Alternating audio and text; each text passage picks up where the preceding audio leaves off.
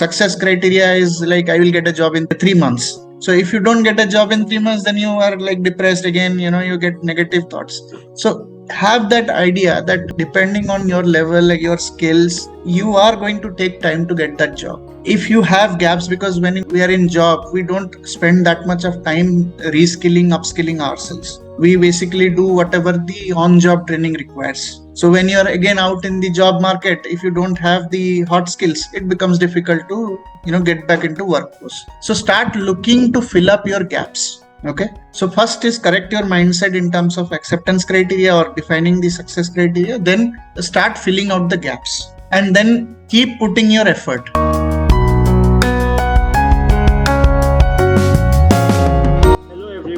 I'm Jitendra Singh, banker turned entrepreneur and author of the book Setback, Mastering the Art of Selling. I welcome you to read my story where I interview authors, speakers, coaches, celebrities, entrepreneurs and more. Today I have with me Mr. Satyajit Senapati. He is an author, public speaker, mentor, corporate professional and entrepreneur. He has close to 2 decades of corporate and entrepreneurship experience and has worked in various leadership roles and companies such as Deloitte, KPMG, Reliance Jio, Novartis, etc. He is the author of #1 bestseller book called Work, Workmanship and Winning. He has been featured in various media such as Money Control, The Pioneer, Big FM 92.7, LinkedIn News, etc.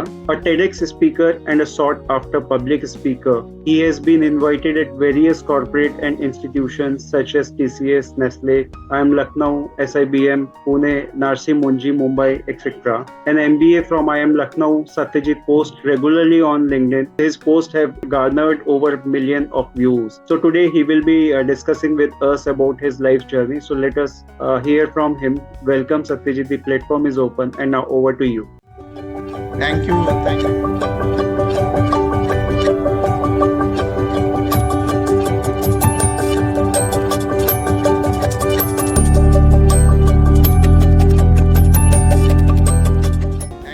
Thank you, Jitendra, for such kind words. Thank you for inviting me to your YouTube show. Looking forward to having fun interacting with you. Definitely, and I'm also looking forward to it. So if I talk about your past life, how it has affected the person you wanted to be in your life, that means like career options you were having in your mind when you were growing, and what exactly you became afterwards. It's a very interesting question. So when I was a student, right, so I was one of those good students, and not just academically, but I was also one of those good boys. Never picked up fights with anybody. Teachers never complained to my parents. So everything was the good thing when I was a student. So naturally, with that kind of focus, I did well in schools. Then in colleges, I got into good colleges, cracked jobs from placements, which was aligned to my skill set. And I was working in Infosys and then later in TCS. Typically, you again get the itch of doing an MBA after that. And I did get that itch, and I did my MBA from IIM Lucknow. And again, from there, I got placed into Deloitte. So one role led to another, one company to another, one country to another. So it's been a fascinating corporate journey so far. So of course, when I was studying, and the only thing which I probably was aware was how to build your career in the most conventional way, right? And that's how things have unfolded for me. And then there is a little bit of twist and turn which happened, which I'll talk about during the course of this discussion, which made me look at becoming an author. And my first book, Work, Workmanship and Winning, which was released last year, received a tremendous response, something that I had not even dreamt of in my conscious mind. And it became a #1 bestseller on Amazon in a workplace category. So book opened up a lot of other opportunities that were probably not there, or I had not even thought of. It was very, very different kind of journey that I have undertaken. So I can divide my career into 2 halves. The one with the corporate stint, and the one now where I am basically an author, a speaker, a mentor, and some bit of an entrepreneurship as well. Right. So that's really interesting. And if I ask you, like, what is the core theme of your book? So my book, Work, Workmanship and Winning, right? So as you know, I have spent a lot of time in corporates. Okay, Right. so what happens is when five friends sit, they talk about their projects. They start glorifying about their projects, and sooner or later they start cribbing about their jobs, about their bosses, about lack of promotion, about lack Right. of salary hike, etc., etc. And invariably, the solution comes out to, we need to start something. Let's do something of our own. Let's become entrepreneur. That's the central theme which has emerged in most of such discussion. So in one of these discussions, something inside me clicked, and I felt that just like an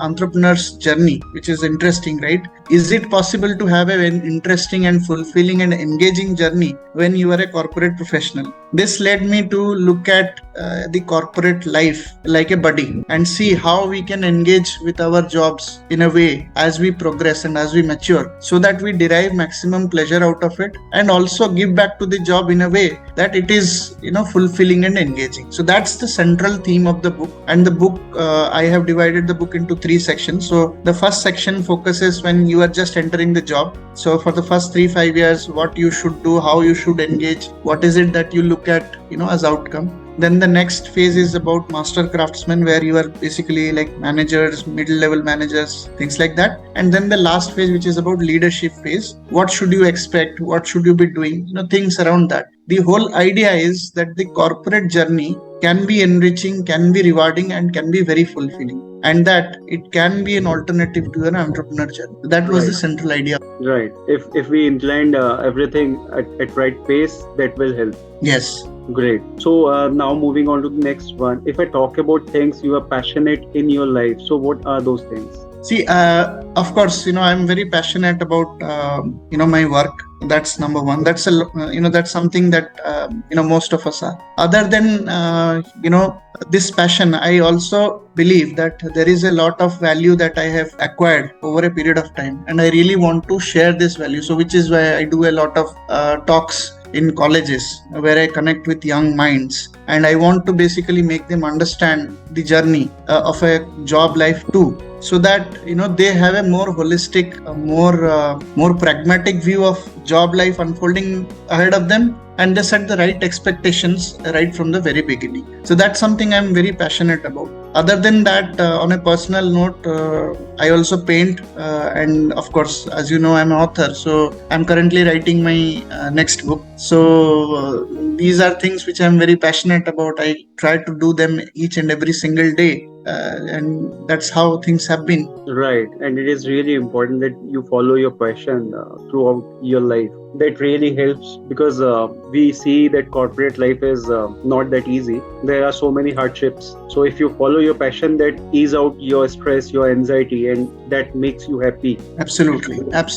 Right. So if I talk about your work and experiences, like how you started your career, what all you did, and how you got into like writing, and now you are also following other things as well. So what are those things? So as I said, right, I started out in corporate in the tech field. I was with Infosys, and then with TCS, and then I did my higher studies, went for my MBA, and then I moved into management consulting. So ever since then, I have been working on the business side of things. I was in Jio, I was in Novartis. So all of these are hardcore business roles, and I was at a very senior role in my last job in Novartis, leading an initiative at a global level. It is around this time that I had a few personal setbacks, which basically prompted me to look at life in a different way. Right. Not the way I have lived it for the last 18-19 years, but in a way which can be more fulfilling, which can be more satisfying, and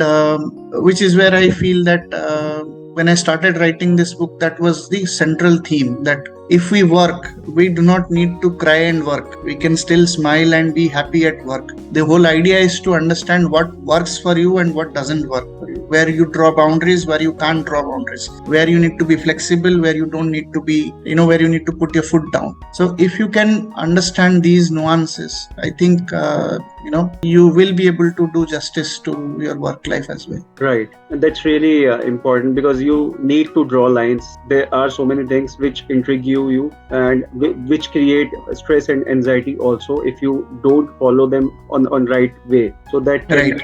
stress also. So you rightly pointed out we can have right balance and we can enjoy life, corporate life, which most often happens that we get into things like you narrated the sentence initially, that people start to talk about the job or the organization in a negative way. So that happens. Right. So that's really important and best thing that we can incline things well. So now if I talk about your vision, mission and goal in life for next 5 to 10 years from here. So what are the things you would like to work on? See, I have a few goals. Okay, so for example, based on my experience, right, the corporate experience, the entrepreneurship experience, there is a lot of knowledge I feel that I can share with youngsters, right? Which is why I do workshops. I go to colleges to speak on variety of topics, especially connected with career. Right. So this is one area definitely I am looking at,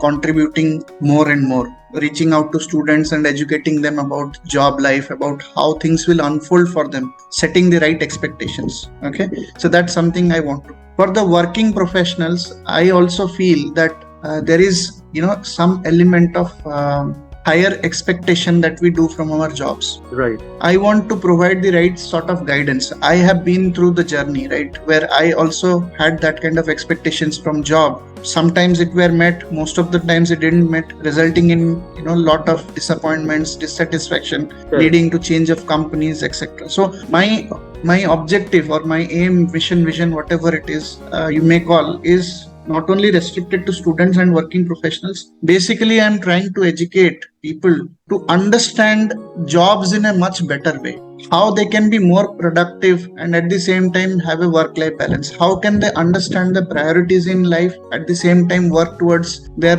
professional goals. How to do goal setting, how to receive feedback. So basically, I'm trying to create awareness in terms of how people can look at themselves within and create the best professional that they can be. That's my vision mission. I can put a number, like a lot of people do that, but I don't want to put a number like I want to do this for 1 million people or 2 million people. No, there is no number, because I just want to get started with it. I just want to get done with it. So there is no number as such, but I plan to reach as many people as I can in the next 5 years. That's one of the bigger goals that I have, which is basically related to Skill India. While Skill India is very specific to skilling people, my job is shaping up the attitude, behavior, outlook, everything put together, shaping up the professional quotient of people. That's right. The right word. Working on mindset, actually. Yeah. On a personal note, I want to keep writing. I want to write more books because I still have a lot of ideas which I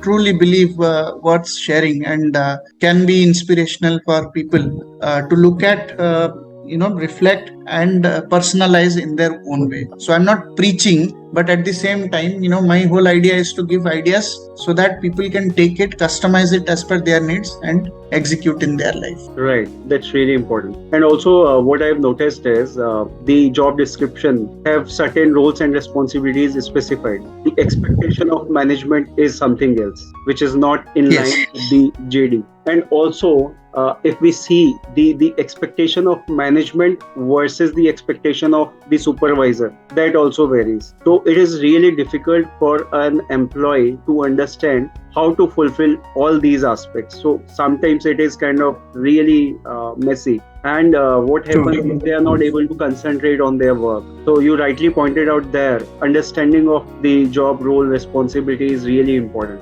But I don't know why organizations are not working on streamlining these things, which can help employee to work more efficiently, rather making him in stress, mess, and all kind of things which are really bothering him in terms of making him more efficient. Not only that, but his work-life balance is also affecting because of that. Right. Absolutely.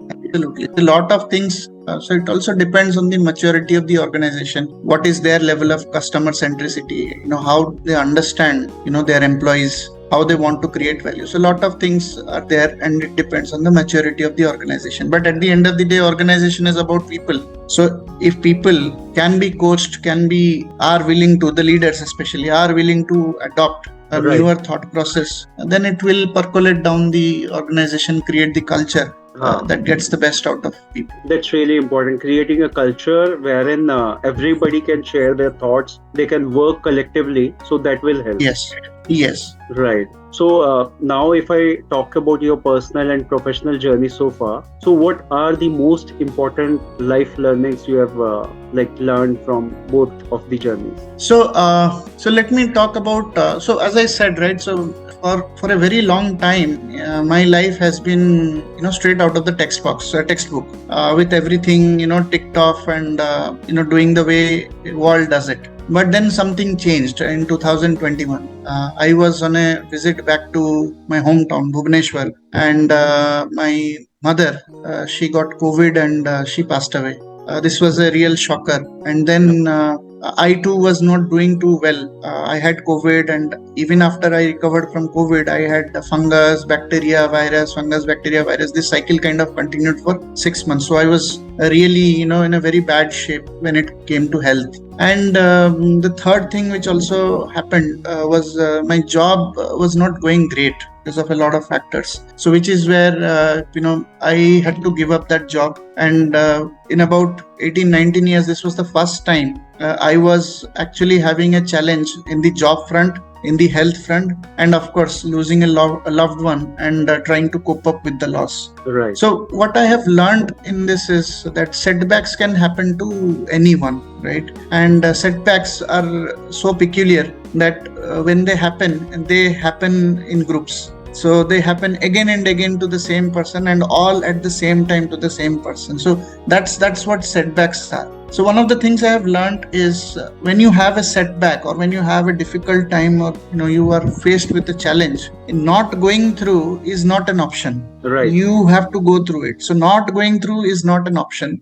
but how you want to respond is a choice. And that's probably something that has made the most difference in my life. So in those times when this setback I was confronted with, it felt like dark trenches, really, no light there. Correct. The three things that I talked about. So I really didn't know how to move forward. And at that very time, one day it just clicked to me that perhaps it is the universe's way or the God's way of telling me that I have to walk this path alone. I have to create a path for myself. Right. And that's where I got started. So I basically started widening my knowledge base. I started enrolling for different workshops, webinars, etc., and started understanding, different things that I felt or that I had even this slightest interest. And then one day I happened to be in a book writing workshop, and that's where the idea that I can write a book came to my mind. So until that point of time, I had written articles, I had written poems, but I had not tried something as audacious as writing a book.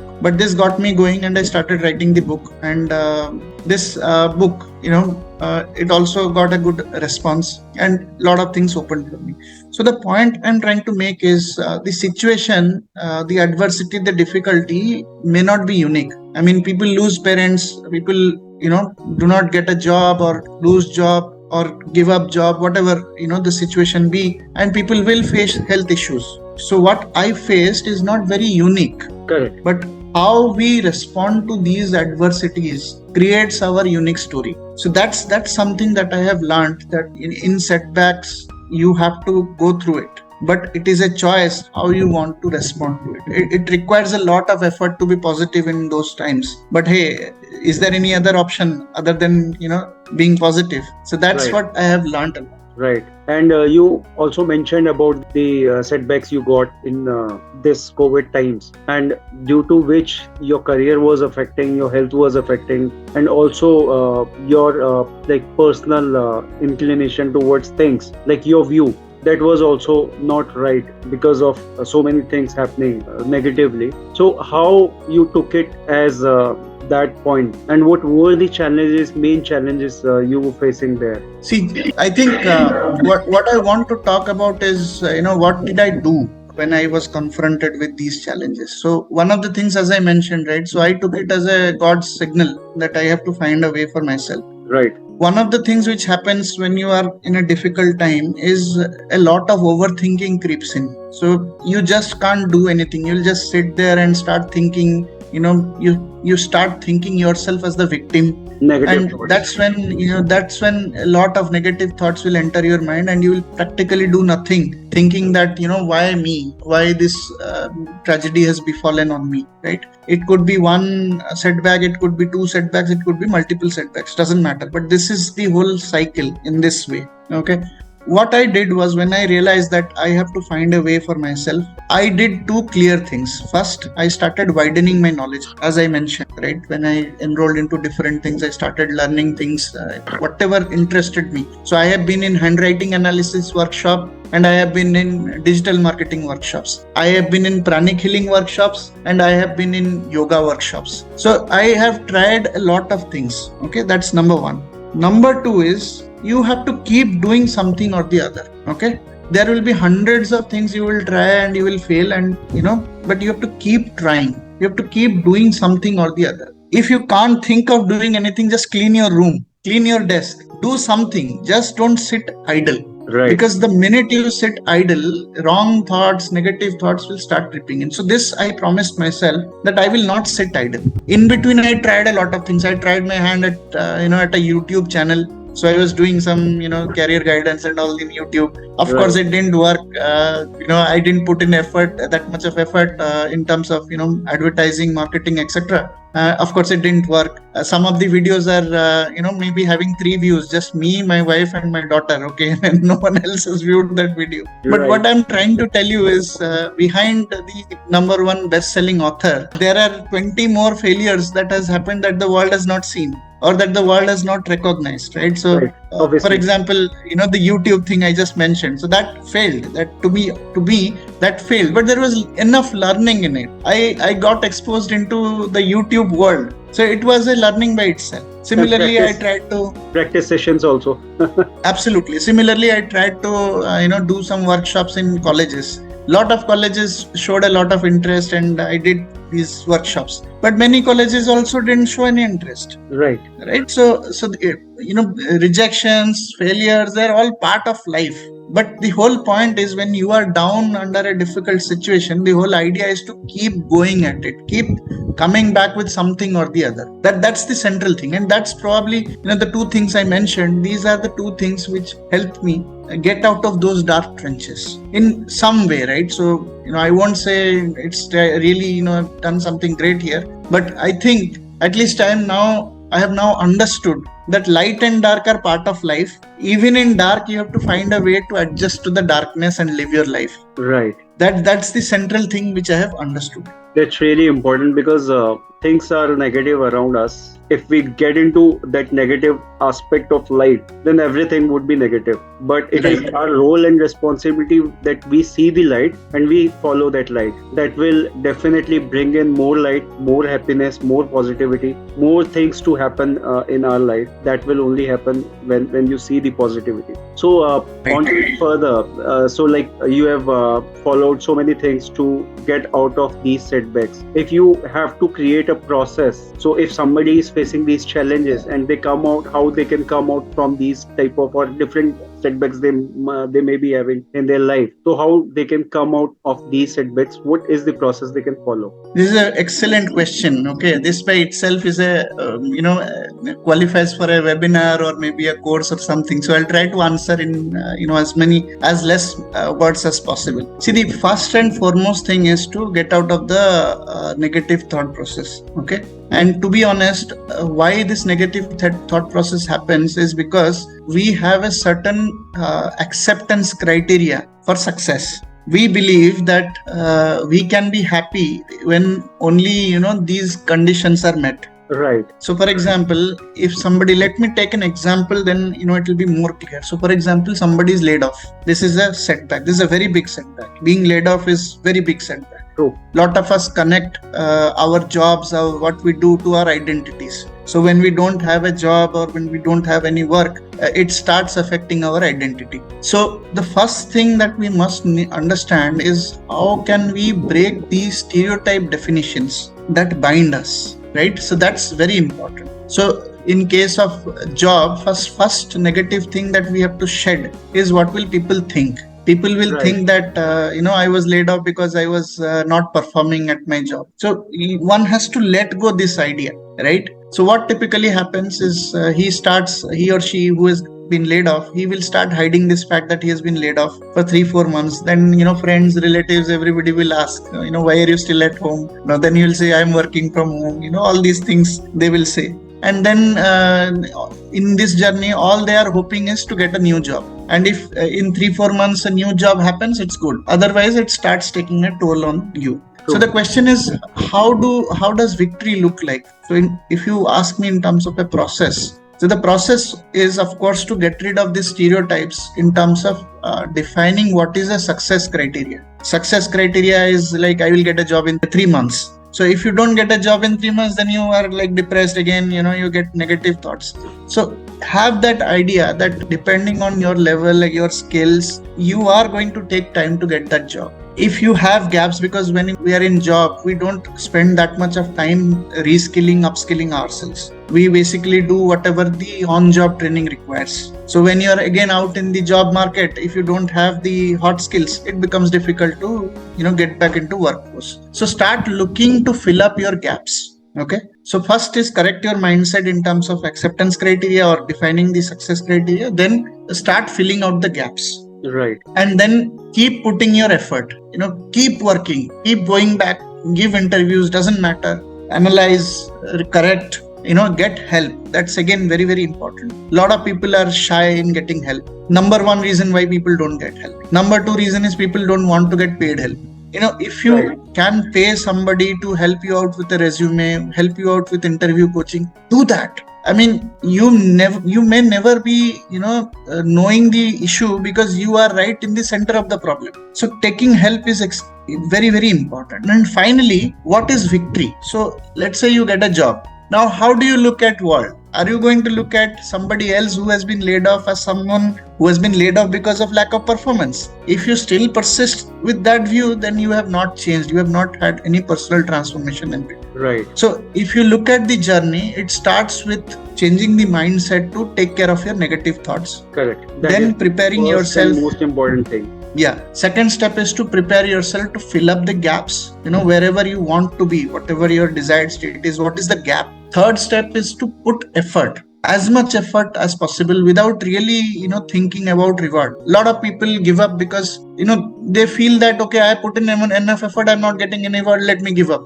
Right. So that's also something happens, or their fear to failure is much bigger than their visualization of success, right? Correct. So it's a lonely journey when you are putting effort and you are trying to succeed or trying to get to something. So you have to clap for yourself during that time. Nobody is going to clap for you. Right. You have to encourage yourself and always raise your hand to get help. That's number 4. Right. If you think that you cannot do it alone, you need help, please raise your hand. Don't look out for, some cheeky help, calling up a friend, tell me some resume tips. Don't take career advices like stock tips. Okay, that won't get you anywhere. Correct. And the last step is to understand how success what would be a victory coming out of this kind of a situation, this kind of a personal setback. Right, really interesting one. If you can do these 4 or 5 things, I think I have personally done this. I will talk about more about it if I talk about success. My view of success. If I can I'll ask about that later. So I'll save that answer for that. But I have been through this journey, so I know it worked for me. So it will work for someone with, of course, little change in the styles, because each individual is unique. I have personally been through this journey, and the dark trenches that I talked about initially, right, during the tough times. I won't say that it has completely gone away. 2 things have happened. I have been able to look at some streak of light, and secondly, I have also understood that darkness is also part of life. Correct. You have to adjust to it. You have to change your response mechanism so that they don't scare you, right? So that's the idea. And I have exactly followed this framework which I talked about. I have changed my mindset. I have prepared very hard. I have put efforts. I have taken help, paid helps also, in terms of setting up things for me, Right. for my business.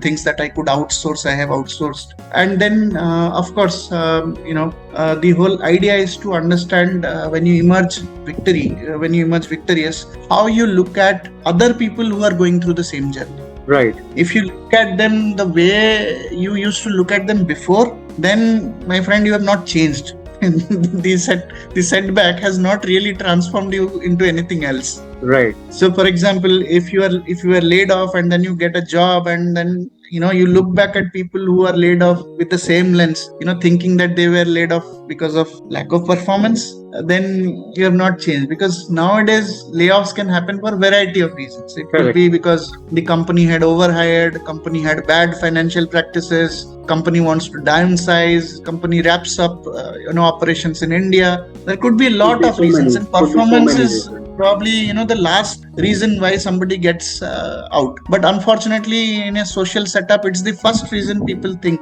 when somebody is laid off, and more and so also, in smaller town. Yeah, one more thing I've also heard during this COVID times, that companies, IT companies, big IT companies are laying off X number of people on regular basis. We were hearing these type of news, and one of the IT person, senior person, he told me that if you see the people who are laid off, ideally are who are on benches. Actually, IT teams, what they do is, when everything is going good, they overhire people for upcoming projects, and they are on benches actually for a few months before getting their projects. So in case of any downfall in the industry or segment of business, they cut those people first. Yes. So that is also one thing. I was also not aware, and many people are not aware, that the first layoff is happening of the people who are not actually on projects, and those numbers That's because they do not contribute to the revenue. Right, and That's the whole. These numbers are big for the bigger companies. The company having 20,000, 50,000 people,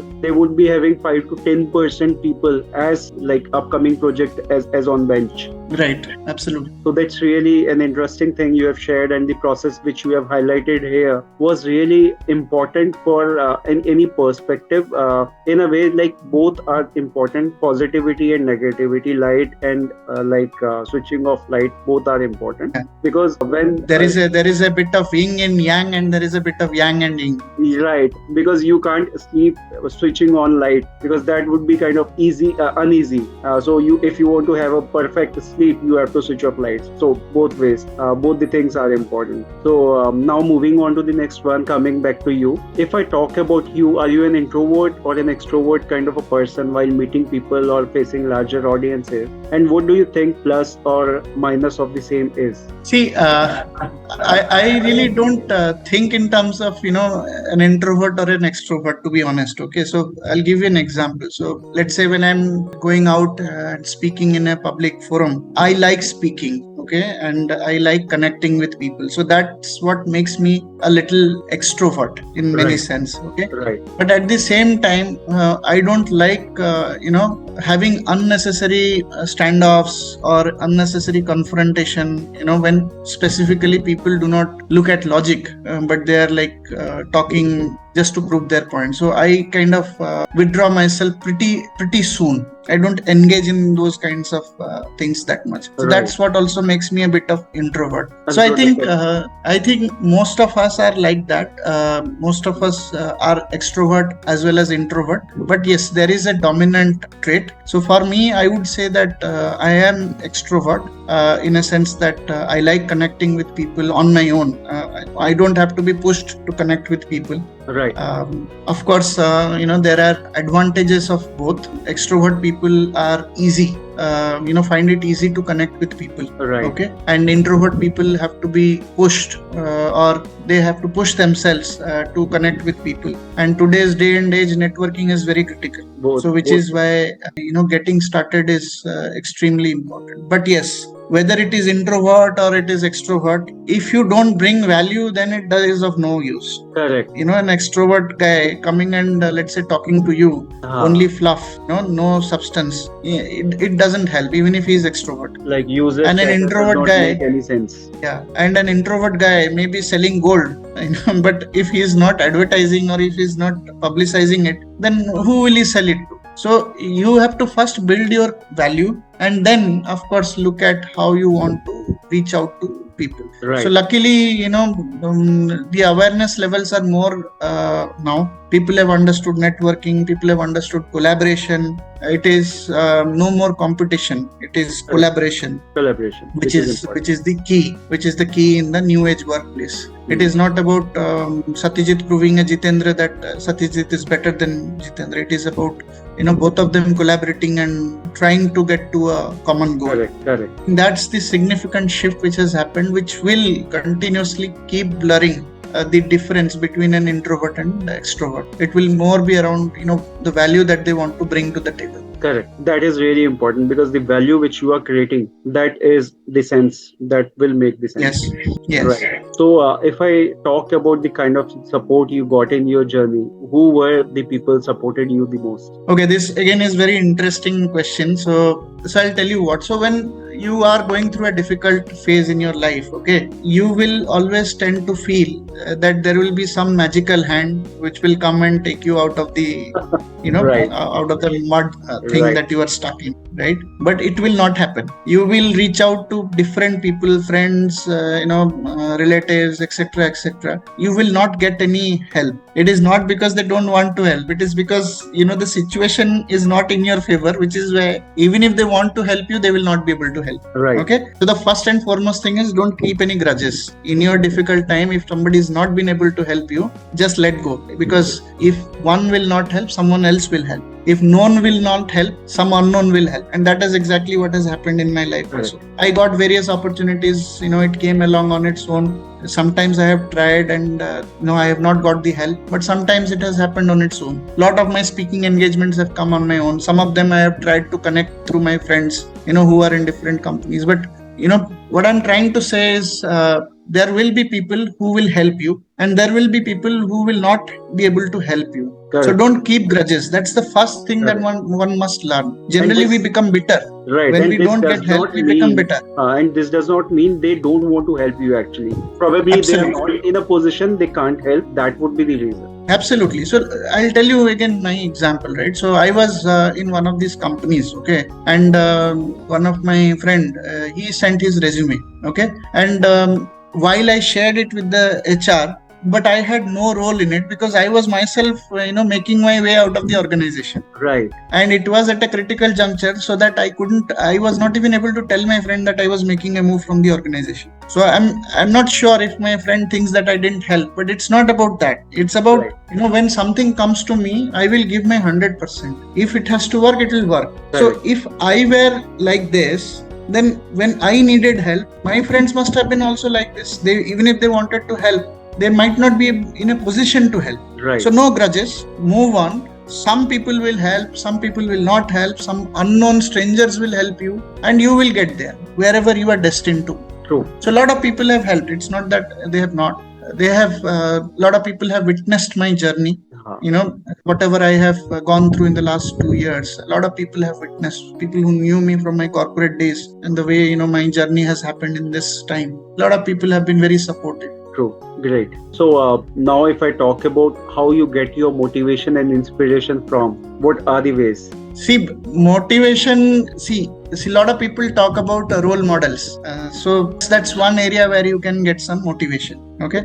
When you look at role models. Second piece is, if you hear something which, kind of strikes you here at the heart, that keeps you also moving. So a lot of motivational stuff circulates in social media. Okay. I also do share a lot of motivational stuff on LinkedIn as a content creator. Right. So you never know what will strike a chord with you. So that's again some place where you are bound to get motivation. So if you ask me, as you asked me about my motivations, right? So what motivates me is professionalism, quality, timeliness, all of these matter to me. Skills, proficiency, all of these that amplify the person that we are. These are the things which really motivates me. it helps me, put my extra effort. When I look at youngsters who are putting so much of effort and creating things for themselves, the new age content creators, right, young people doing wonders in social media, this inspires me a lot. Although a lot of it I cannot do, but it gives me a sense of inspiration that if they can work hard, I too can work hard too. Yes. And that's what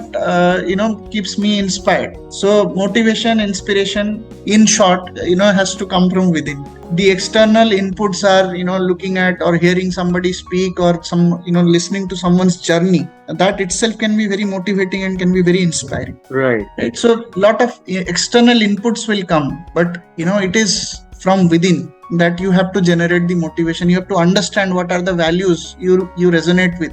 Correct. And what are the things that motivates you and inspires you to do well in life. Right. And I also see that motivation, if you are looking for a shorter term, shorter period, external motivation can help. But if you are looking for a longer vision, longer motivation, or longer inspiration, that can only come from within. Absolutely. I think there are a lot of things, there is, this manifestation, this law of attraction, a lot of things are there which one can try. But to me, honestly, at the core remains your effort. True. You have to keep trying. You have to keep trying, keep coming back at it every single time, until you are out of ideas. Right. If you keep and on. That's what, if you ask me, right, I don't fear failure. I only fear one thing, which is running out of ideas.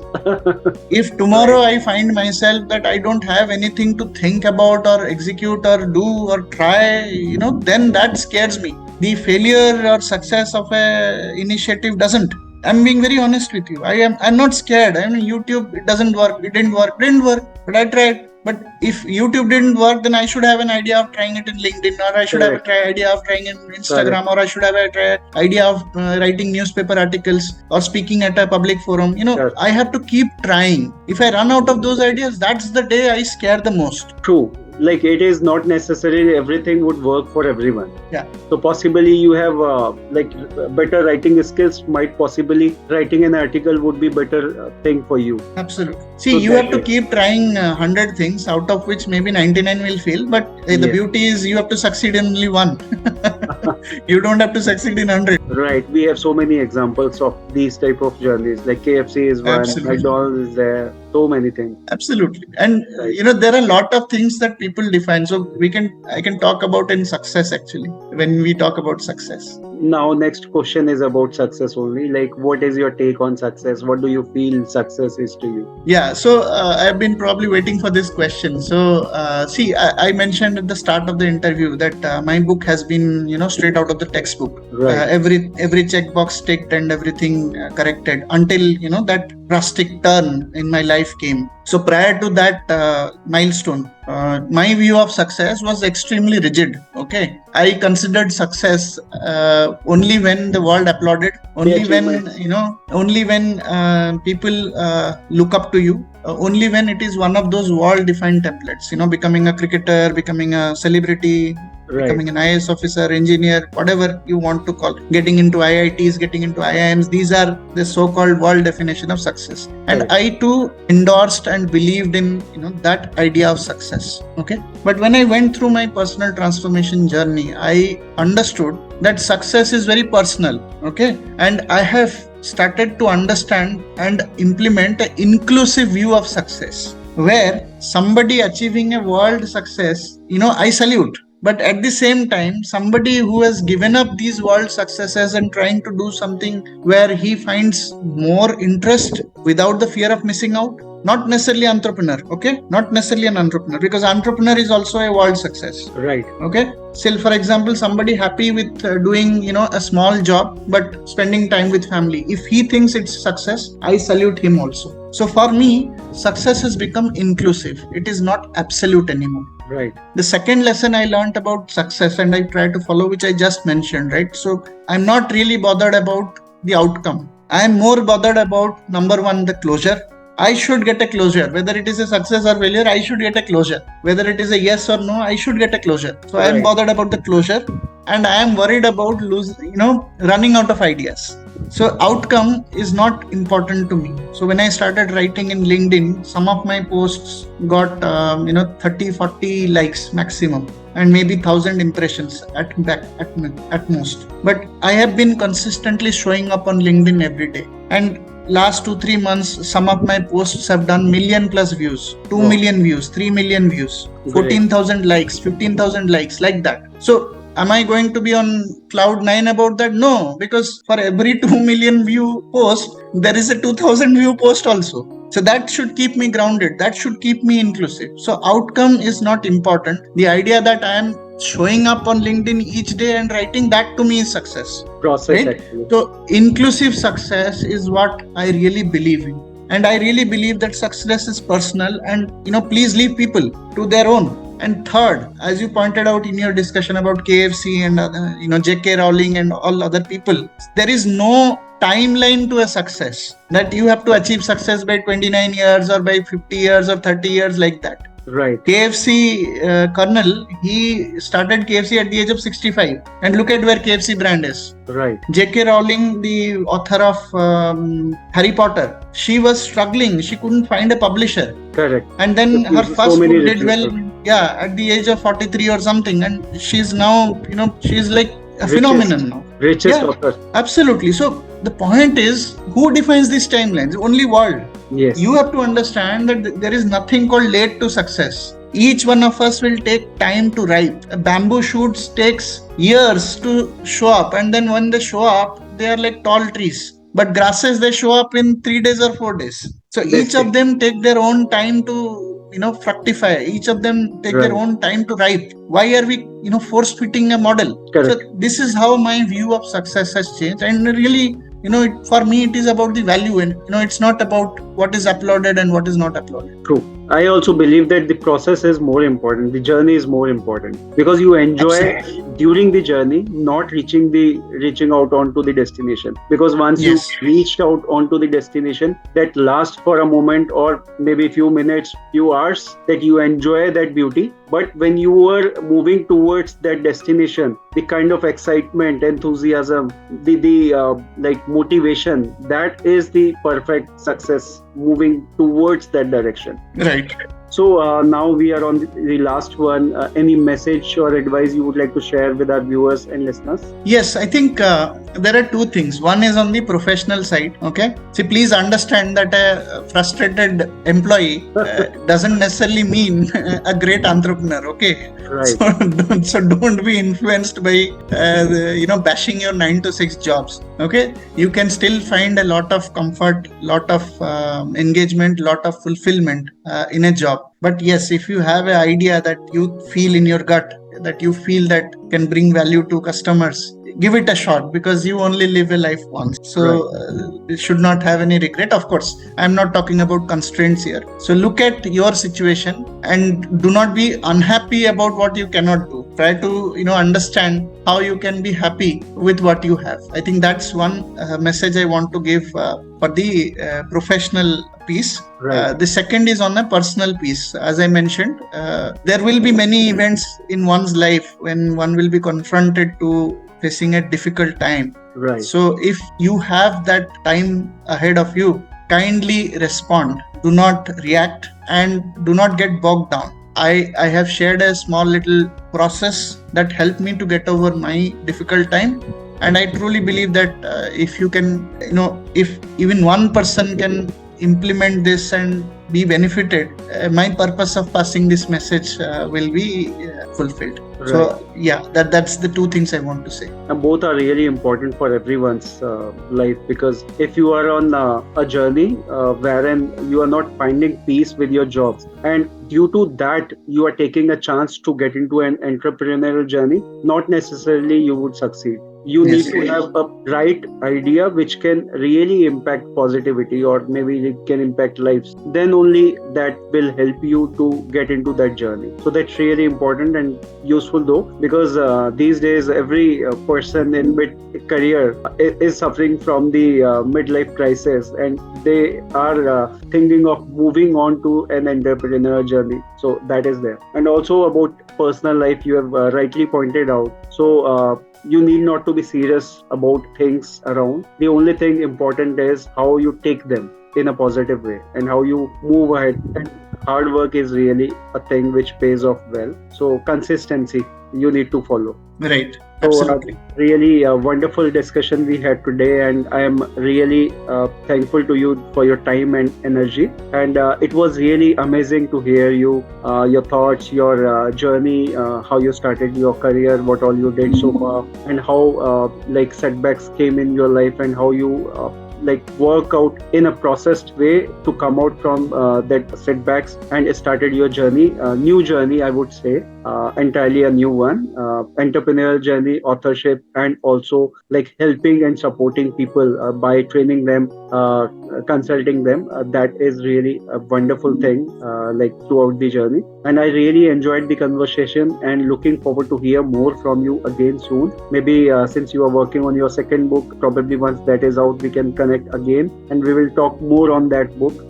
So looking forward to that. Thank you so very much for your time. Thank you. Thank you so much, Jitendra, for your time. I think this is a tremendous opportunity. I'm very happy and honored to be part of your YouTube series. And yes, looking forward to getting it published on YouTube. Right. Thank you so much. And I will also share your social media link so that people can be in touch with you, help take your help and guidance. Sure. Guys, don't forget to check that out too. Thank you so very much, everyone, for watching and listening. I hope you all must have gathered a lot of information and enjoyed watching it. Don't forget to like, share, subscribe, and have a good time. Thank you and bye bye.